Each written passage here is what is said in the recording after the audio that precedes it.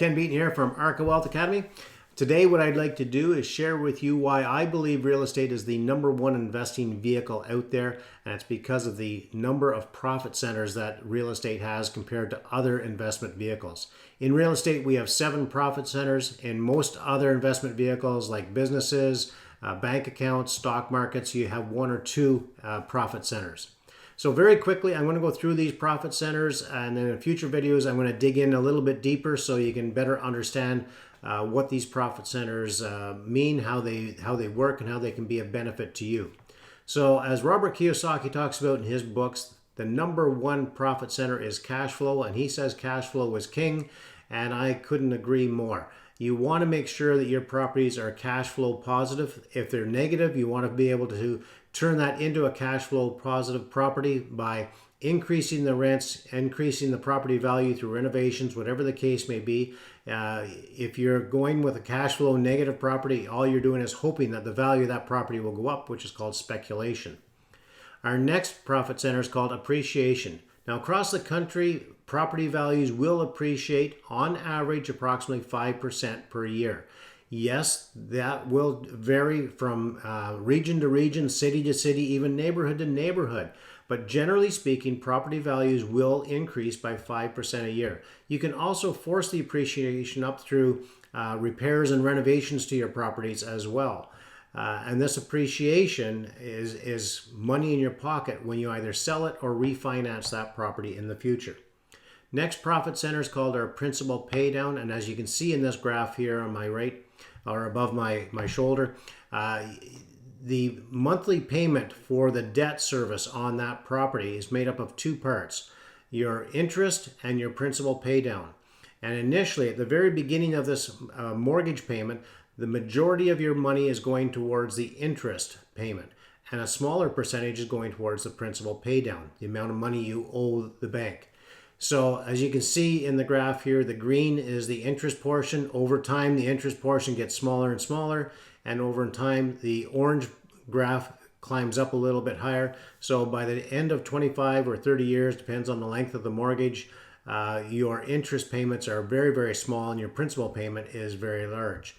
So that principal payment is increasing the equity in that property each year. Our next profit center is going to be leverage. And just like in the playgrounds, when you see the teeter-totters and a small person's lifting a very big person up on the teeter-totter, that's leverage depending on where the fulcrum is for that lever. So you're able to, with very little force, lift a very large object. And real estate is the same. With a very little investment, you can invest and buy a very large investment.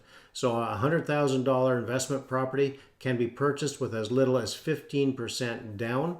So that's leveraging your money to be able to buy and control a very large investment vehicle. Our next profit center is called instant equity. Instant equity simply means that when you buy a property, that let's say the property's market value is $300,000, and through a variety of different reasons, you're a fantastic negotiator, and or the owner of the property is desperate, they're a motivated seller, they need to sell it now and move on for whatever reason, you're able to negotiate the purchase price for that property down to $250,000. But the true market value is $300,000. That $50,000 difference is called instant equity. And that instant equity goes straight to your net worth statement, which is extremely important for you as an investor, because banks and lenders are going to look at you.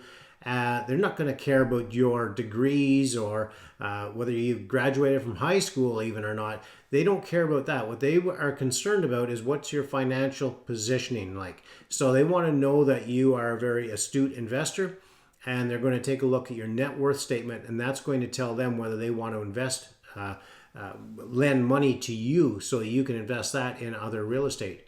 So it's very important to take that $50,000 of equity, add it to your net worth statement.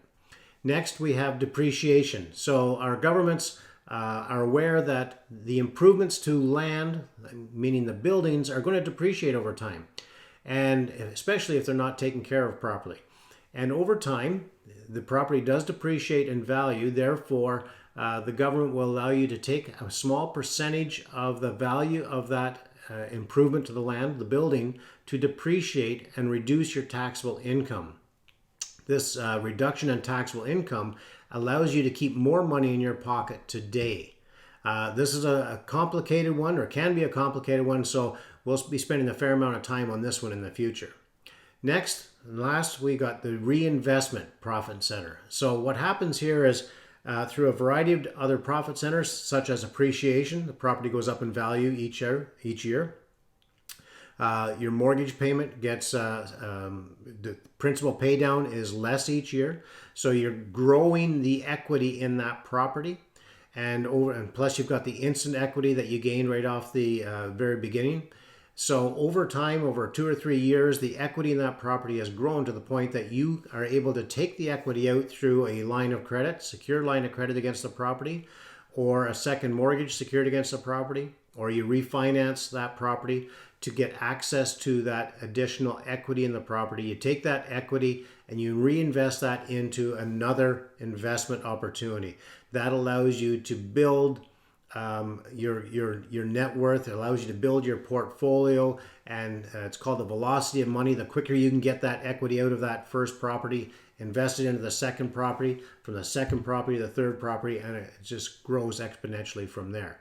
And that's exactly what I've been able to do over the years, and it has now allowed me to buy this brand new 24-unit apartment building. And as you can see in the video here, right next door to the 24-unit apartment building that we purchased last summer is a second property. It's scheduled to be finished in a few months, and I have that one under contract as well. So this second property I'm buying with investors.